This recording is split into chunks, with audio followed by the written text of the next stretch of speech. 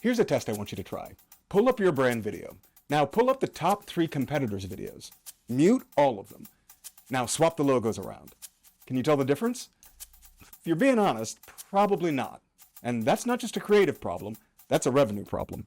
Hi, it's Ita, and this is View from Above, where we talk about the gap between what a brand actually creates and what their audience actually needs to believe before they buy. Today, I wanted to talk to you about why your brand video looks like everyone else's and what you can do about it.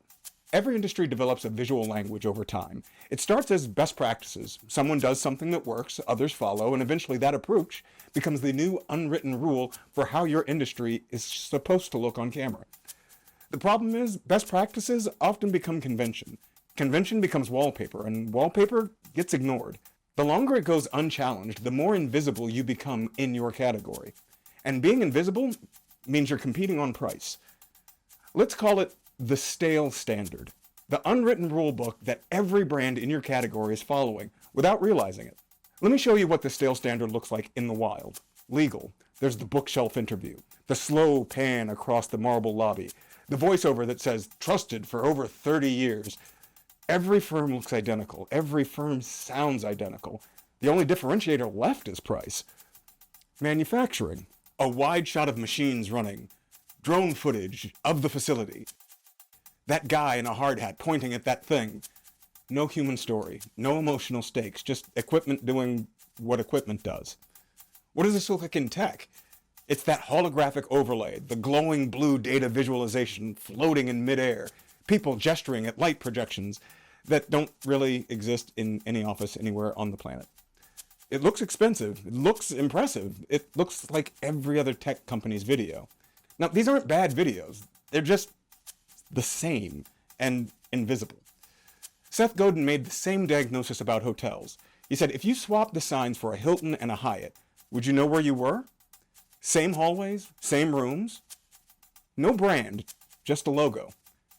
Now, if Nike, on the other hand, if Nike opened a hotel, you know exactly what to expect because Nike has made a specific promise that you can feel before you ever walk through the door.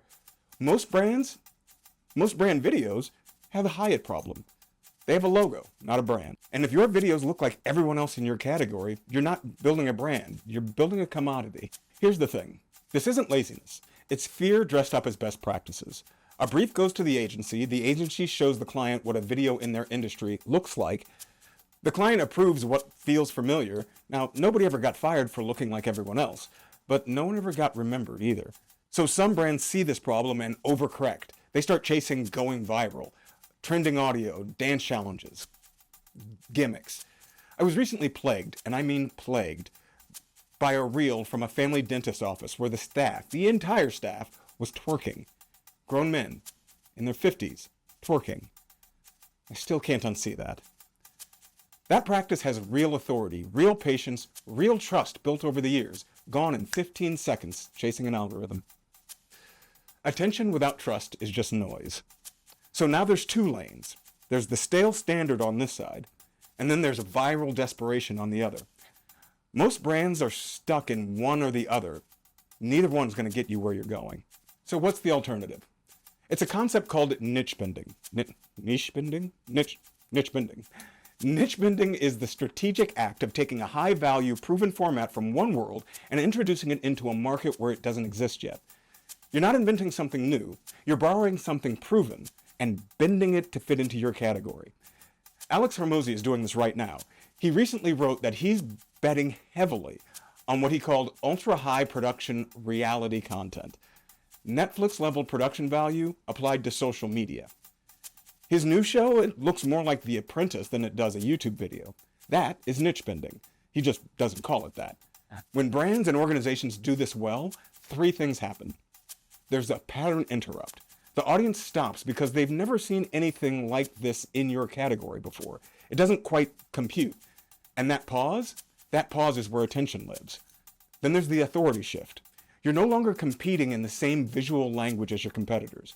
You've moved to a different conversation entirely. You're not cheaper or more expensive, you're incomparable. Then there's the distinct voice. When you bend a proven format to a new category, you're not just standing out. You're cutting through that dull buzz of sameness. sounding like everyone else. Your audience now has a way to describe you that has nothing to do with your price or your features. What does this look like in practice?